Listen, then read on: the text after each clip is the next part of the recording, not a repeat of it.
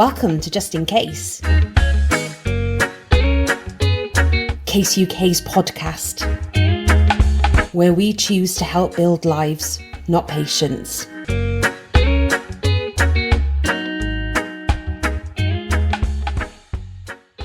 So hello and welcome to Just In Case, the Case UK podcast with your host Chrissie Evans. Today we have a wonderful guest for you.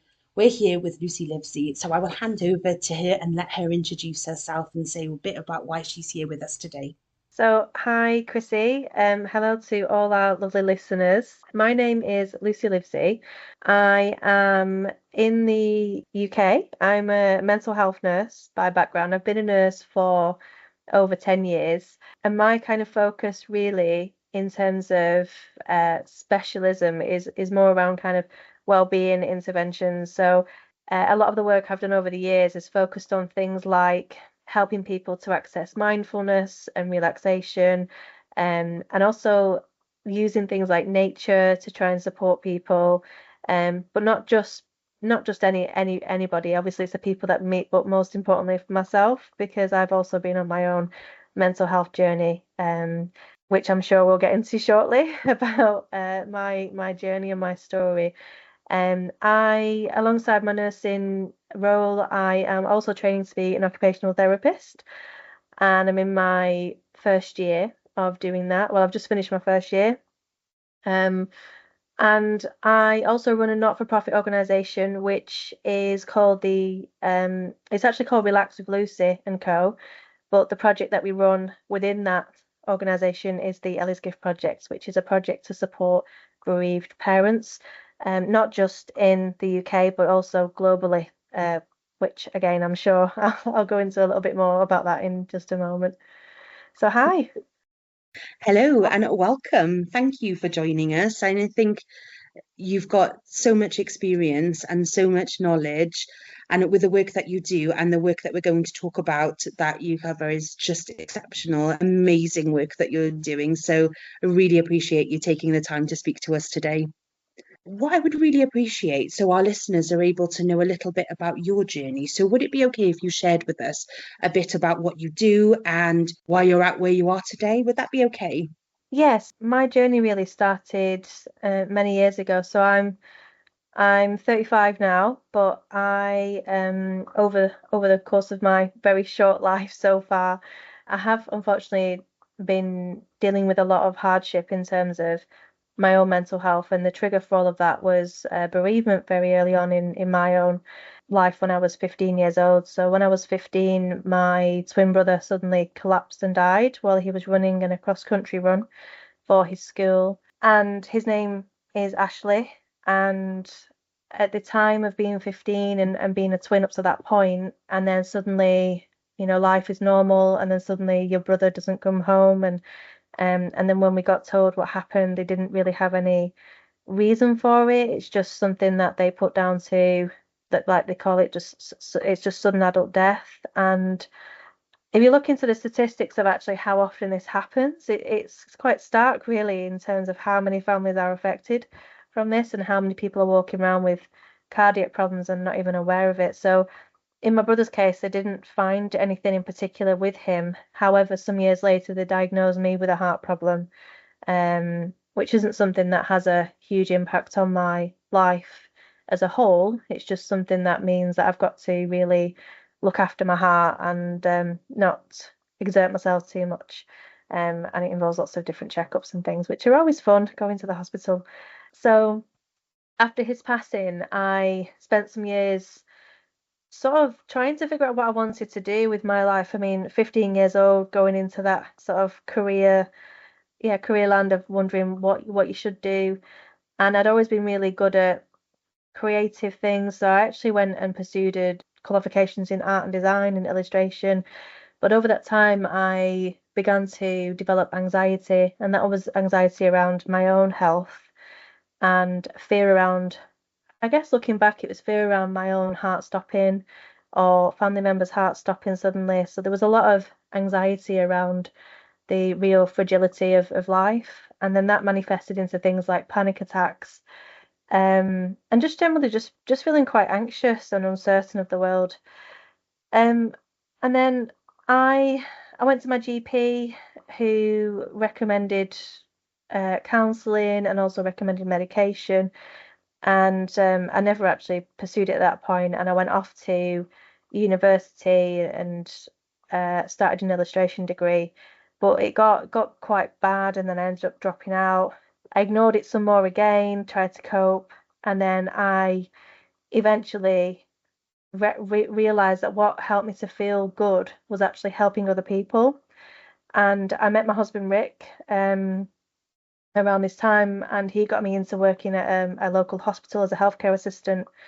And he'd sort of said, "Well, what about nursing as a career?" And at the time, I was like, "Well, I don't really like blood, so I don't really fancy nursing." But then I looked into psychiatric nursing, and that seemed to be a better fit. Although what I didn't realize is that there's still blood in psychiatric nurse, especially especially on the acute wards and things. Um, but he was fine. I pursued that. But in my second year of uni, my anxiety really reared its head, and I was at a real crossroads, thinking, well, like, how can I continue with this study as a training to be a nurse, a mental health nurse, if I'm what at the time I described myself as broken. Looking back now and speaking now, I know that I wasn't broken at all. But at that time, I felt very isolated and very lost, and I didn't know how to help myself, even though I was on this course about learning how to help other people in mental health crisis, learning how to be a mental health nurse. So again, I went to my GP. Counselling was recommended, medication was recommended, but I decided to look into my own research around, what else is there for anxiety? What else can I do to help myself? And I found meditation and relaxation, and never had done it before. Tried some guided audio tracks, and at first it felt a little bit strange, but I did feel like I had to stick with it. I just thought, no, just stick with this.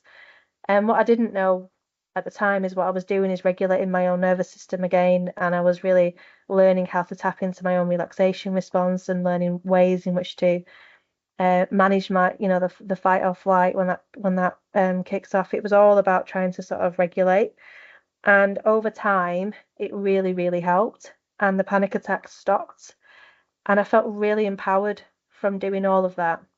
And that when I qualified as a nurse, I went and did like an additional meditation instructors course, because I thought, well, if I'm going to advocate this for the patients that I'm supporting, I want to be able to make sure that I've had adequate training to do this, or at least basic minimal training, so I'm not kind of just trying to make it up as I go along. And I did that for quite a while. I worked in different environments. I worked on the wards. My work was mainly in acute settings on the mental health wards, and then community. And then I was in a role where I was working for a home treatment team. And then this second tragedy hit when myself and my husband Rick, we'd not long been married, um, we was at a point in our relationship and our life where we'd bought a house, we'd got a dog, and the next natural thing that we felt was right for us was to try for a family. And it took quite a while to conceive. Looking back, I'm convinced it was the stress of the NHS that affected all of that.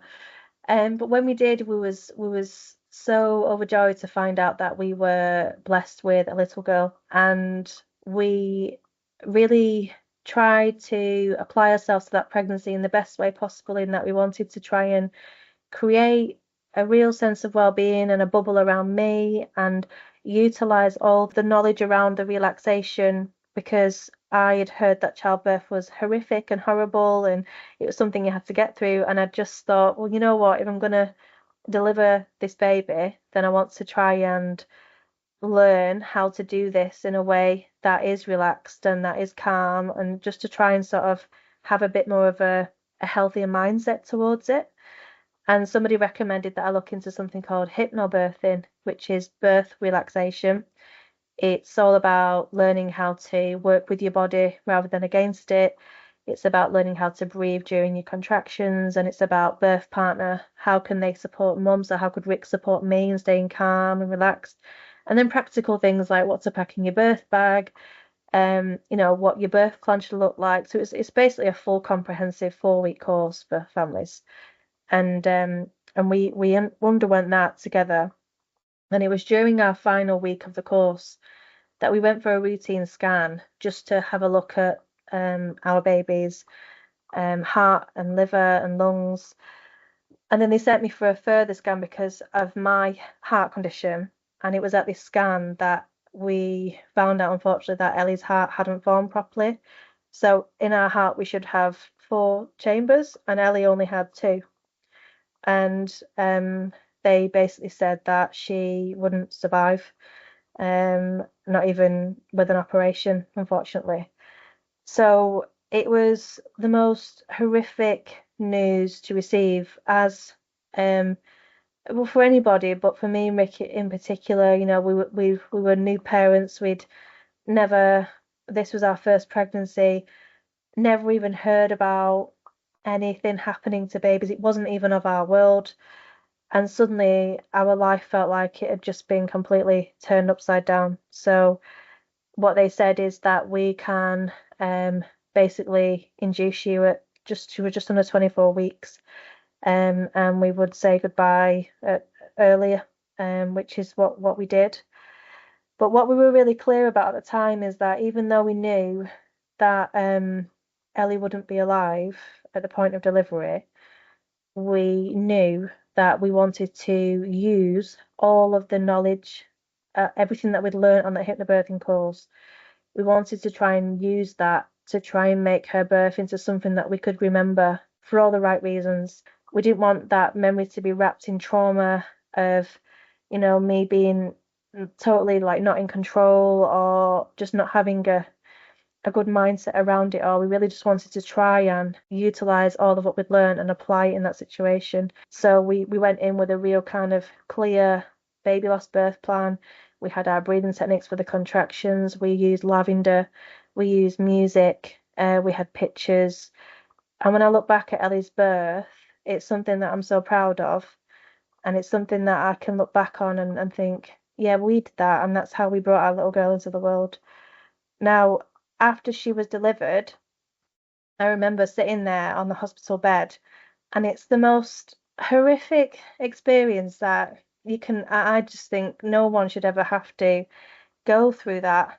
But you kind of your body has just given birth, and your hormones are going, and your milk's coming in, and it's very, very yeah, it's such a strange, surreal place to be, because then what happens is ordinarily in that circumstance when your hormones are going and all of what's happening, you would have your baby next to you.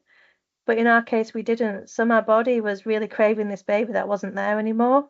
And I remember sitting on this bed thinking, if there's one thing I'm going to do from this is I'm going to try and create something to try and help other people through this, because this experience has been horrific. But what wasn't was the birth that we had, because of the knowledge that we'd had prior to going in. And at the time, and I remember it so clearly, the words Ellie's gift came into my head, which sounds like, really? Did it really? I was like, yeah, no, they did. Because I thought, if there's anything that's going to happen, whatever's happens from here, whatever's created, will be Ellie's gift to the world. And that is how I will take her legacy forward. So I went back home. Very fortunate that we had our little dog Teddy, because he was my absolute lifesaver.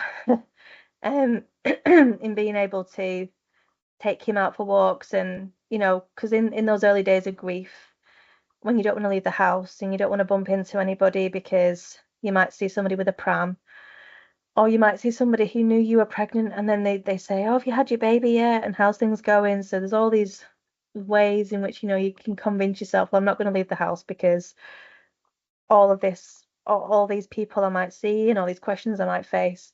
But because we had Teddy, our dog, he made us get out. We had to get out for him. We had to take him for walks. And he allowed me to take myself off into nature as well, which was really, really healing at the time. It was really helpful to be around the changing seasons and just to be in the fresh air and around the green space. And looking back, I'm just really glad that we had him, because I think if I wouldn't have had the responsibility of looking after him, I could have quite easily shut my doors, shut my blinds, and just said, forget the world. I'm not leaving. I'm not coming out. So I took some time really just to focus on the basics. I focused on just basics of showering, making sure I have my 3 meals, making sure I'm hydrating, making sure that I'm taking Teddy out. And that was just routine for a while. And then when I felt able to um, reflect on everything that was going on around, what we'd just been through, I basically thought, right, well, what am I going to do next? I really need to do something to try and support myself through this time. So yeah, that was kind of my journey with it all. And then since that time, I've been working hard to create something for families that would help to support them through the birth, which is now what is known as the Ellie's Gift app. So I'll stop there for a moment. Thank you so much for sharing, because it can't be easy to share, but I really appreciate it, because I think that what you've been through, it's really important to talk about it, and it's really important for us to know that it's okay to talk about baby loss. It's okay to talk about the difficulties that we've gone through. That you've been through quite a lot from a young age, and I Mm. really appreciate you sharing that with us. What I think has come out of this, and I know about the work that you're doing, and I think it's going to be absolutely amazing for our listeners to hear about the work that you're doing that's come out of the difficulties and the adversity that you've faced. You've said about Ellie's app. We're Mm. definitely going to go into depth and talk about Ellie's app, because I think all of the listeners are really going to want to hear about what that is. So at the point then after Ellie died, when I really felt I always see it as re-emerging into the world as a butterfly, really. So when I really felt like I could re-emerge again, I decided to go and pursue hypnobirthing teacher training for me, because I felt like I wanted to try and create some resources to help families based upon what we'd used, but I also knew that I also needed the training in that and the experience in that, because I'm really keen that everything I do, I'm really keen on making sure that I've had the appropriate training to do that. I think there's a lot of things now that pop up these days, and the people that are delivering it with all good intentions, they just don't have the knowledge and the skills behind them properly to be able to ensure the safeguarding of the people that they're supporting. So I went and did my hypnobirthing training, which was a teacher training course. And then I actually taught families in person for a while. I didn't focus on baby loss. I just taught normal families who were undergoing normal pregnancies. And I would share a little bit about Ellie and our birth that we'd had, and the experience of that, which always left people feeling very humble that they'd come into contact with me through her. And they also felt like, wow, gosh, if she could achieve that under that circumstance, then this hypnobirthing must be like something to look into from kind of a full term, like, healthy pregnancy. And I always had really great positive birth stories from families who'd undergone the courses. So I was really kind of working through the course content, and in my mind reflecting quietly on, okay, well, this would be helpful for families who are undergoing a baby loss birth, and this would be helpful and this wouldn't. And then eventually I kind of came up with this framework, which I initially took my ideas to the NHS to say, I do think this would be valuable to use. And initially it was going to be just like a free website with resources on. It was going to have videos on it and MP3 recordings on it, and just be something that would sit on Google that people could find. But then over time, um, I decided that actually, while the website's good, maybe having it in maybe an app would be better, because it would be more kind of user friendly, I guess, for that quick on the go access. We can download an app to our phone. If the app's content doesn't require internet access, people can access it when they've got no signal. All these kind of practicalities were coming to mind. And then I don't actually know how I connected with this person, but this wonderful human being called Paul, he I told him my idea, and he managed to build me a very, very, very basic app in his own time for free. Now this was incredible, because we'd become a non-profit. So the organisation is Relax with Lucy, and it's and co at the minute. Relax with Lucy and Co, because now there's others, so it's not just me. But initially it was just me, so it was just Relax with Lucy. And then we decided to become a non-profit, because somebody said, well, that way you might be able to get help with funding with the things that you're trying to achieve. So we took on a couple of other people as like fellow directors as part of that. But Paul built this prototype app completely free for us. But it was enough for me to then go to the NHS and say, hey, look, this is what I was talking about. These are the ideas. What do you think? And my midwife there in Manchester completely supported it 100%. She got a professor here who's called Alex Heasel. He's a big professor at Tommy's, who are the big charity. He's behind the project as well. And then since that time, we've been working together to try and embed this app in the NHS because it's a resource that is free to use, but it's something that currently isn't. There was nothing like that in the NHS. There was nothing like that around that people were kind of coming across. So it's just like new and innovative app born out of a real lived experience as well, which I think is really important. Sometime later, we actually got a bigger grant to be able to then redevelop the app, but so it could do a few more things. Um, and then which is the current app which is out now.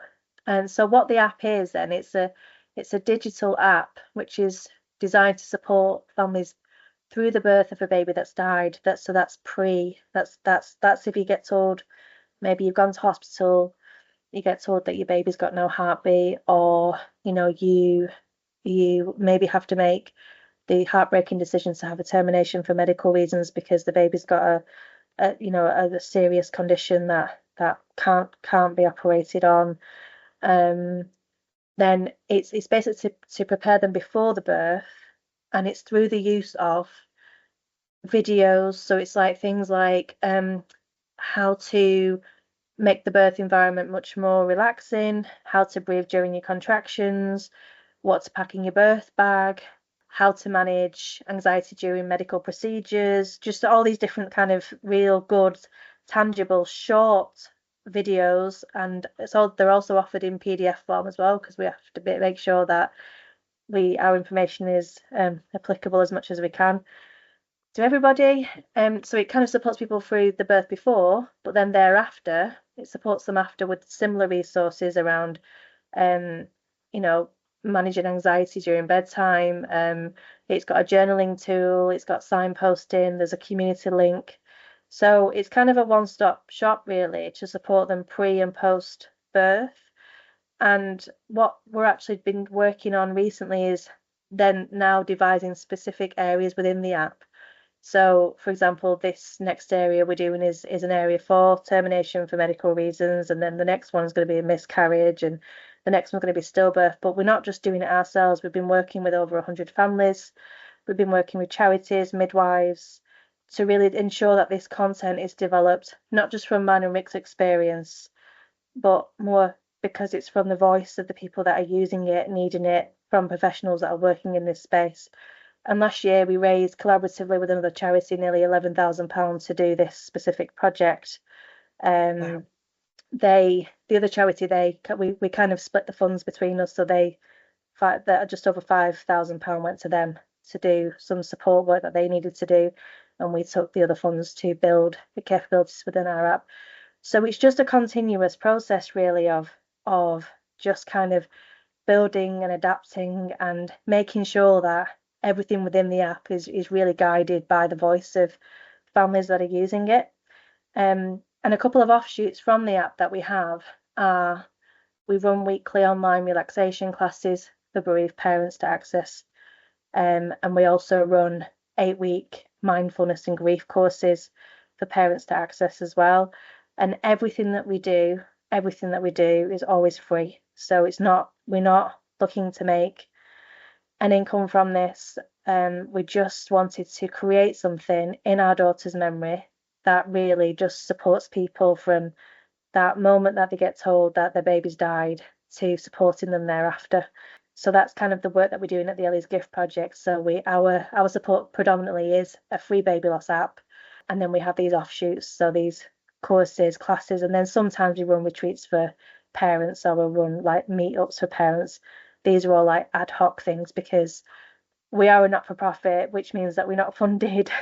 So we just tend to like do what we can based upon the resources that we've got at the time, but it's all very reliant on yeah, just like people giving the time for free, or maybe if we get like, I don't know, like a 500 font grant from somewhere, or yeah, just we just do our best really. We're just making it up as we go along, I think, but actually we're getting a lot of really great feedback, and a lot of families have said, the Ellie's Gift app has been such a lifeline. So thank you. Brilliant. And thank you for sharing, because I think the work that you're doing is so needed and Mm, really important. And it's raising awareness, it's giving people support that they need at what is going to be one of the worst times of their life.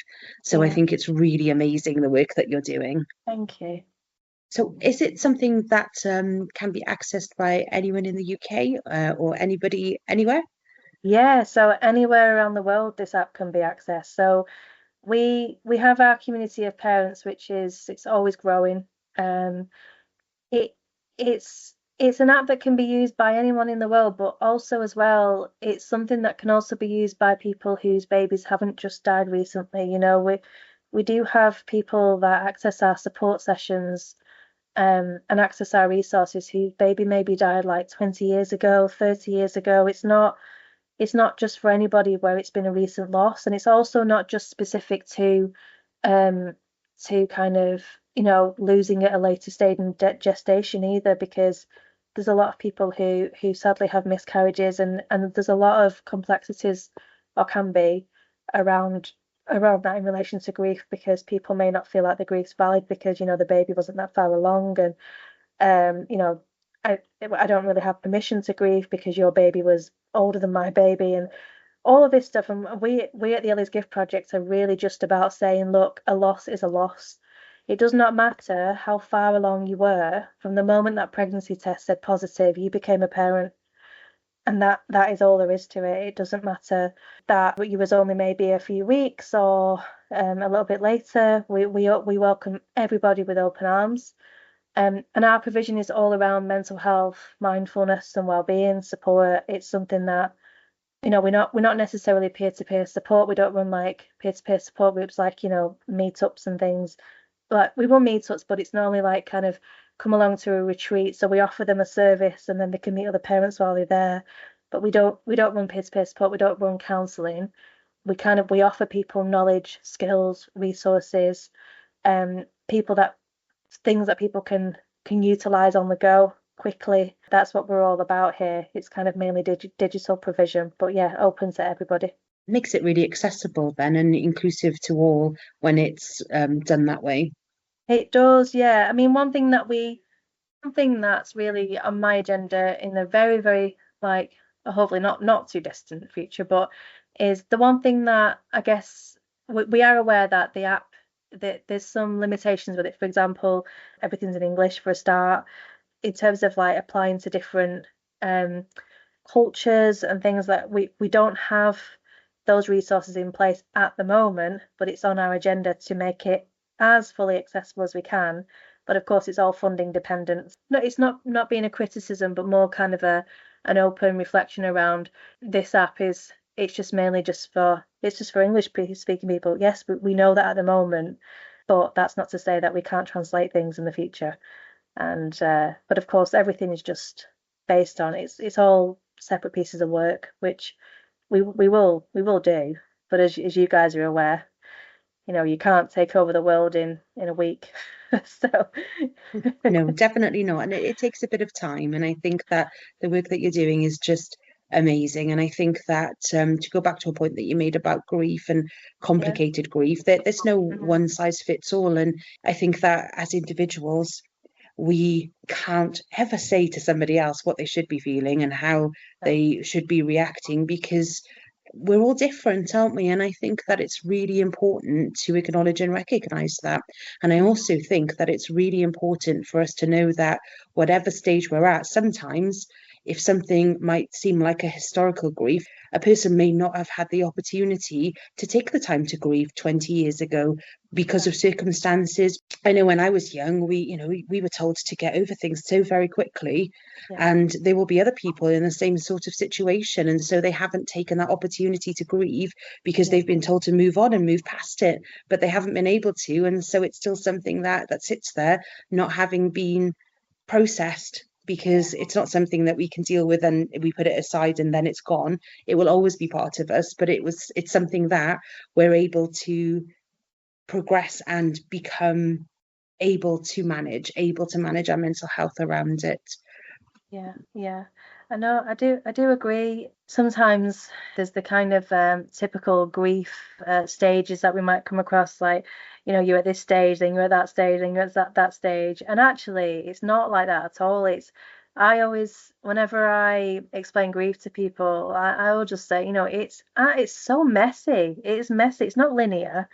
And it's like with my grief. So my losing my twin brother that was the first experience of real intense grief, and then losing Ellie, that was again intense grief, but both very different grieving experiences. And it was only really in Ellie's passing that I was able to take a look at the grief around my brother's passing, and that kind of process unfolding around working with it, learning how to befriend it, and also accepting that there are some days, some weeks that I do have like what I call griefy days, where it will just hit me again, and it just feels like you're in the thick of it again. But then, just like the weather changes, the state of mind, the way that we feel changes, and that's I think what we do at the Ellie's Gift Project is, especially through our mindfulness courses, we run 8-week courses around grief and baby loss, and it's around kind of acknowledging these thoughts and feelings that come up, learning how to bring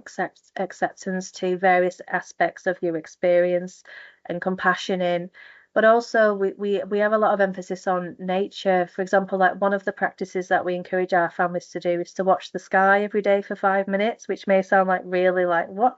Why would you recommend watching the sky for 5 minutes? But actually, when you watch the sky, it changes so much. The clouds, the formations, the shades, the colours.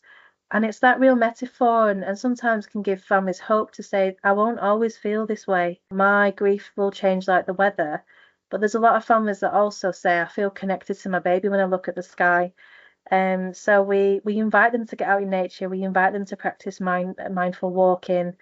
We invite them to, tune into the senses while they're out and ground themselves through that when they're feeling overwhelmed. Like, we'll never encourage someone to kind of, sit in a meditation practice when they feel totally overwhelmed and overstimulated, because that stillness is too much for them. So we'll encourage them to listen. We have like baby loss walking meditation tracks on the app that they can use while they're out. So they're actually focusing in on the moment, what they can see, the footsteps on the floor, the breath, but they're actually doing it in movement, so it allows them to move that energy through and round, and it just helps them during that time. So we're all about trying to sort of guide people and introduce people to practices, but also say it's absolutely okay how you feel now, and there isn't a rule book, and don't compare yourself to somebody else, because we're all on different journeys and different stages, even with partners. When I think about mine and my husband's grief, sometimes I'll say me and Rick are reading the same book, but we're on different pages today. It just changes, and I think giving people that, I guess, permission sometimes to say, you just turn up exactly as you are, and we're here. We'll hold space for you, and don't apologize. This is your grief. You do grief your way. I think it's just such a really important point. Absolutely. I think that's beautiful. And I think that it is so vital to let people know that it's okay to not be okay. And it's okay to allow other people to hold us up sometimes and to allow other people to be there and in that space. And we don't have to apologize, because we shouldn't feel sorry for feeling. No, that's so true. No, absolutely not. We humans, aren't we? And like, one of the really beautiful things about being human is everything that we can feel. But within all of that, opening up to the whole enormity of life in all its beautiful ways, we also open ourselves up to all the different intense emotions and experiences that we have. But that's I always say this to my children. I went on to have two babies after Ellie, so I've got Isaac and Noah, who are 4 and 6, and I've got another one on the way now, which I'm due in November with her. Um, but I always say to them, because at the end of every day when we get in bed, we always have a little chat and we go around and each of us say, what's your favourite thing been about today? And they do it every night. And sometimes they'll reflect on things that didn't go so well, even while they're reflecting on things that they did go well. But we really encourage them to try and acknowledge that actually, if those things didn't happen, those things that we're not so fond of, then all the great things wouldn't really be great things because life can't be great all the time. We have to have light and darkness. Otherwise, the light wouldn't really be light, would it? It would just be normal if life was good all the time. So sometimes, while I think in my own experience, when I'm in the thick of distress or difficulty, I do have a little thought and think at some point in the future, this will help me to grow, change, develop, help me to be more resilient. But just for now, I just need to hold this as I am and feel it and let it be there. But I will possibly look back and say, well, actually, I'm glad that happened because this needed to happen, and now this has happened because of that. So yeah, I do think there needs to be a contrast. But I guess it's how we look at life sometimes, isn't it? And not everybody has that kind of mindset and awareness. And again, that's what we're about at the Ellie's Gift Project, is showing people, giving people the tools to try and help support them. Amazing, thank you. And another piece of work that you're working on is a book which you've Mm, got coming out next year, which I think would be really great to talk about yes. if that's okay. So the mindfulness courses then, they again, I went and did my teacher training to teach 8-week courses in mindfulness. The courses that I trained to teach in initially were all around stress and pain. Really great, really, really great courses. But what I recognise is that while I was teaching them, that actually some of this we can adapt this to baby loss and grief. So I started to teach the course, but completely adapted it, revamped it to apply to the community that which we were serving, and ran quite a few courses over the last couple of years, which have literally been, and I know everyone says it, oh, it's life changing, but not quite honestly being life changing for so many people who've accessed them, to say, Lucy, you've taught me a different way to grieve. You've shown me things that I'd never thought would be possible, and I really feel like I have moved forward so much since doing that course. So we was running these courses, but what was always an issue is that we never had any kind of handouts or resources to give to families. And I, as always, have an idea. And for anyone that knows me, I never sit on an idea. I'm always like, right, life's for living. If you got an idea, just do it. If it doesn't work, then whatever, at least you tried it. And if it works, then great. So I set about writing up the course alongside kind of intertwining it with personal stories from bereaved parents and my own story with Ellie. And there's also like mental health advice as well within the book. So a big thing that I'm all about when I'm working with anyone from a mental health nurse point of view is, I mean, I understand medication is helpful for many people, but I'm also really big on looking at people's sleep hygiene, looking at people's connection to nature, looking at people's diet, hydration, connection to other people, mindfulness, that relaxation. I'm all for kind of looking at everything holistically. So the book also provides advice and support around that too. So the book is actually written at the moment. We are just working with a university because we are working with their students to do the illustrations of the book as like a good collaboration for them as well, because obviously being a student and a third year student ready to embark in the world of employment, we wanted to give some work experience to students who are going on to work in the field of illustration. So we're working with a local university to make that happen. And then next year the book will be released, and the idea is that this book it'll be sold on Amazon to raise money for our project. But any money that we raise is literally just reinvested back into the community. Like, we don't take a salary for anything.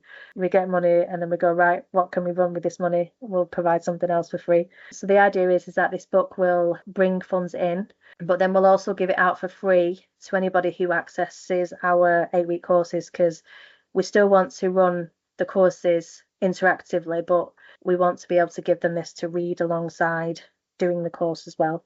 So next year, the idea is that once we launch it, we will be at lots of smaller independent bookstores around the UK. But now I'm thinking I might come to Wales now, Chrissy, to be honest.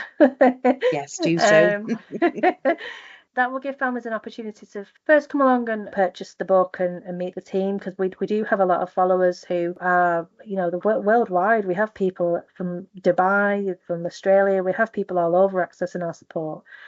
So we want to kind of bring people together, but we also want to kind of, within smaller towns, provide an event for families to come to, which helps them to feel less alone as well, because that in itself is really important. I remember when I first went to a baby loss event with other bereaved families, and I looked around this room and I couldn't believe all those people's babies have died like mine. I felt like I was looking at aliens because I'd never come across another bereaved parent, and I felt so powerfully connected to these strangers.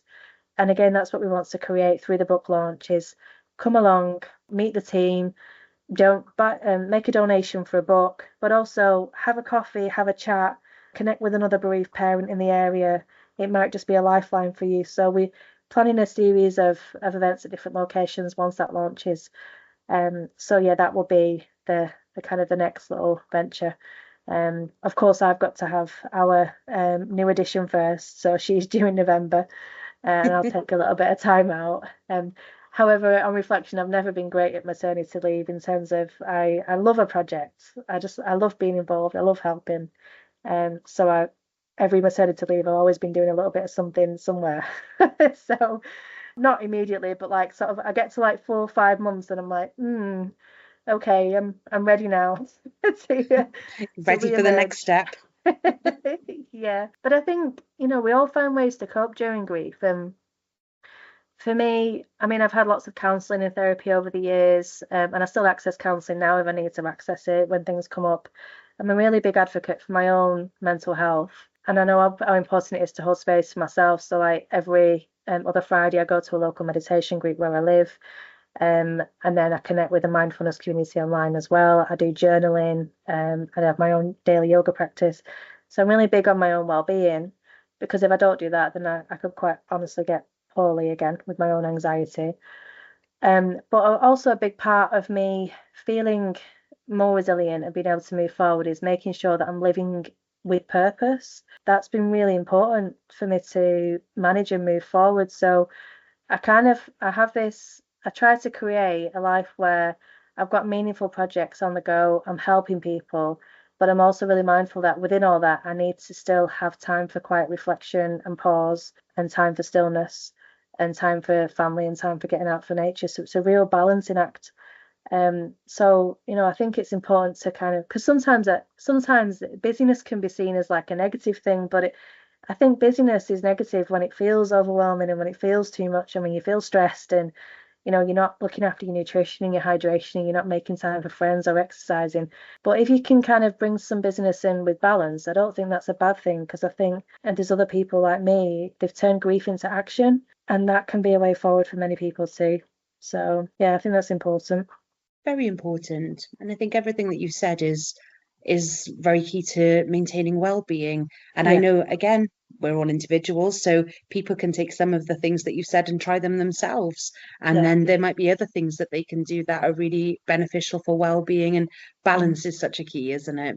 Is there anything else that you would suggest that might be really good tips and things that the listeners would be able to take away that they might be able to do for themselves?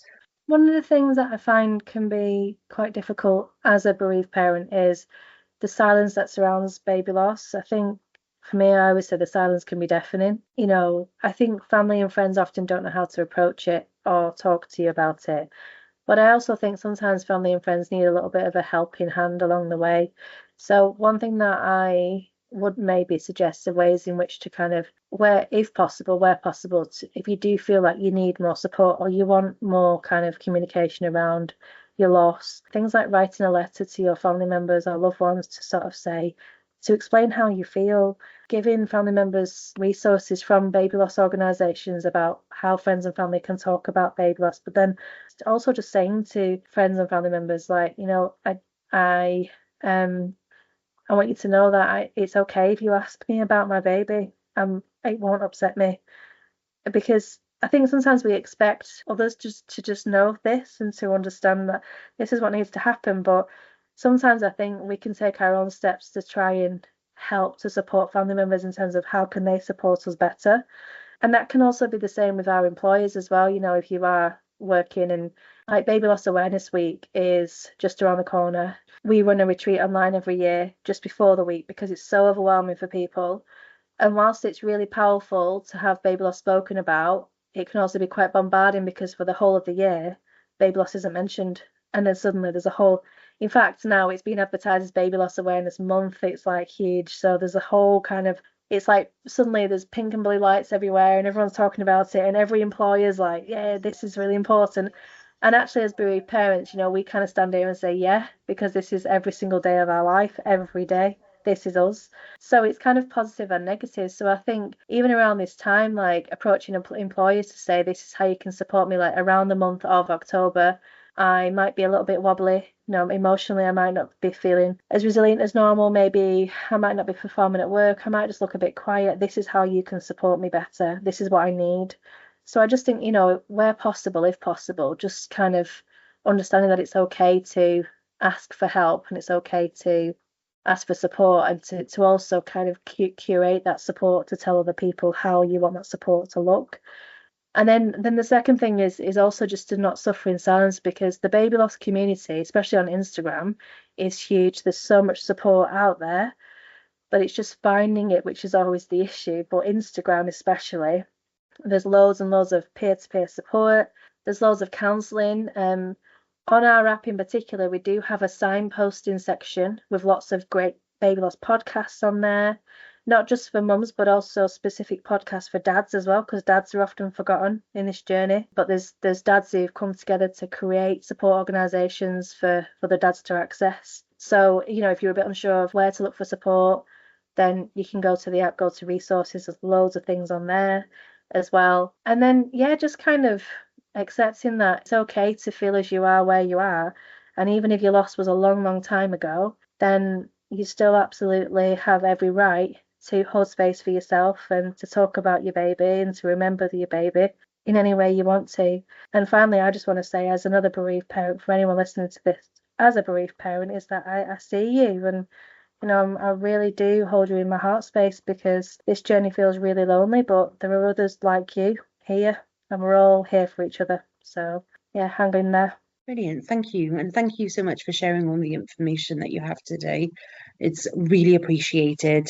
And here at Case UK, I know that we really appreciate what we've talked about today. So for the listeners, with this episode, any of the resources that we've talked about, we will pop it into the information below, just so you know where you can go to access the resources that we're talking about. And I really hope that Lucy will be back with us next year to talk about the book once it's gone live. So that would be absolutely amazing. And I've put her on the spot now in the hope that she'll come back next year. But thank you so much for your time today. Thank you so much, Chrissie. Yeah, I'd absolutely love to come back next year, because, yeah, obviously when we have the book, then the next step is, right, okay, how do we make sure that the news of this book gets out and is placed in the places that we need it placed in? So, yeah, it'd be really great to come on again and talk about that more.